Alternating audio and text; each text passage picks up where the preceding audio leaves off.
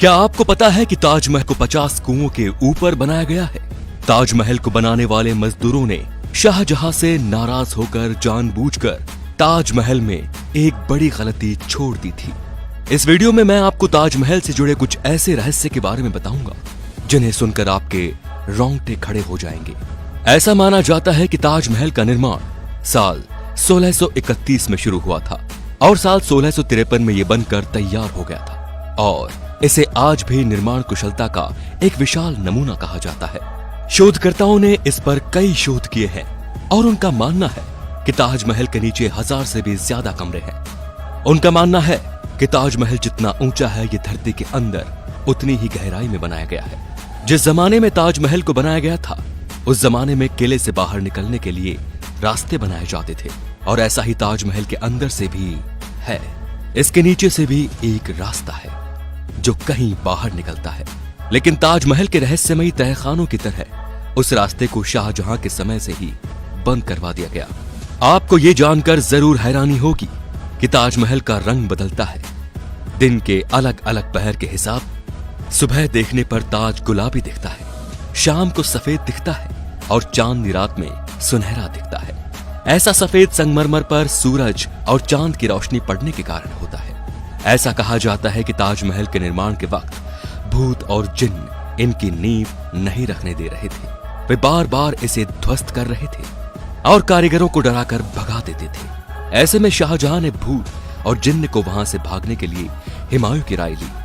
हुमायूं ने शाहजहां को अरब में बुखारा सर के पीर हजरत अहमद बुखारी को बुलाने का सुझाव दिया था। इसके बाद शाहजहां के हाथों नींव रखवाकर ताजमहल को बनवाने का काम शुरू करवा दिया गया। तब कहीं जाकर इसका निर्माण हुआ। साल 1934 में दिल्ली के एक निवासी ने दीवार पर एक छेद के जरिए ताजमहल के तहखाने में जो कमरे थे उन्हें झांक कर देखा था। उस आदमी ने देखा कि वो कमरा स्तंभों से बना एक बड़ा हॉल था और वो स्तंभ हिंदू देवी देवताओं की मूर्तियों से भरे पड़े थे, जिसे देखकर लगता है कि किसी ने हिंदू मूल को छुपाने का पूरा प्रयास किया था। वहां के स्थानीय लोगों का भी मानना है कि ताजमहल एक हिंदू मंदिर था जो तेजो महल के नाम से प्रसिद्ध था। बाद में इसे ताजमहल का रूप दिया गया, परंतु सच्चाई क्या है ये कोई नहीं जानता। आज भी किसी को नहीं पता कि भारतीय पुरातत्व सर्वेक्षण ने 22 कमरों को इसलिए बंद रखा है ताकि इस कमरे में छिपी सच्चाई के चलते भविष्य में कोई तंगे न हो। सबसे मजेदार बात तो ये कि कुतुब मीनार नाम इमारत को, जिसको हम सबसे ऊंची इमारत मानते हैं, ताजमहल उससे भी ऊंचा है। कुतुब मीनार को देश की सबसे ऊंची इमारत कहा जाता है, लेकिन इसकी ऊंचाई ताजमहल के सामने छोटी पड़ जाती है। ताजमहल को देखने के लिए एक दिन में सबसे ज्यादा भीड़ इकट्ठी होती है।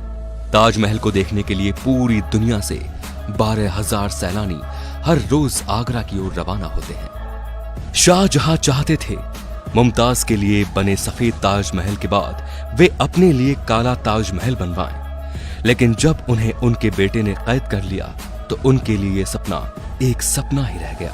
यदि ताजमहल की मीनारों पर गौर किया जाए तो आप देखेंगे कि चारों मीनारें सीधी खड़ी न होकर एक दूसरे की ओर झुकी हुई हैं। इमारतों का ये झुका हुआ होना बिजली और भूकंप के दौरान मुख्य गुंबद के ऊपर न गिरने के लिए किया था। कहा जाता है कि जिन मजदूरों ने ताजमहल को बनाया था शाहजहां ने उनके हाथ कटवा दिए थे, लेकिन इतिहास में वापस लौटा जाए तो ताजमहल के बाद भी कई इमारतों को बनवाने में उन लोगों ने अपना योगदान दिया था। उस्ताद अहमद लाहौरी उस पल का हिस्सा थे जिन्होंने ताजमहल जैसी भव्य इमारत का निर्माण किया था। जिस जगह पर हम आज की तारीख में ताजमहल जैसी भव्य इमारत को देखते हैं वहां पहले शिव मंदिर था जिसका नाम तेजो महल था और उसकी छत पर टपकने वाला पानी शिवजी के शिवलिंग पर बूंद बूंद करके टपकता था। इसके पीछे की एक कहानी ये भी है कि जब शाहजहां ने सभी मजदूरों के हाथ काट दिए जाने की घोषणा की ताकि वो कोई ऐसी इमारत न बना दे, तो मजदूरों ने छत पर एक छेद छोड़ दिया था ताकि शाहजहां का सपना पूरा न हो सके। ताजमहल के कैंपस में लगे हुए सारे फव्वारे एक साथ ही काम करते हैं और सबसे आश्चर्य करने वाली बात यह है कि ताजमहल में लगा हुआ कोई भी फव्वारा पाइप से जुड़ा हुआ नहीं है। ये तो सभी जानते हैं कि मुमताज शाहजहां की पत्नी थी, लेकिन शायद ये कोई नहीं जानता कि वो उनकी तीसरी पत्नी थी। शाहजहां के 14वें संतान को जन्म देते समय उनका निधन हो गया था और उनकी याद में ही शाहजहां ने ताज महल बनवाया।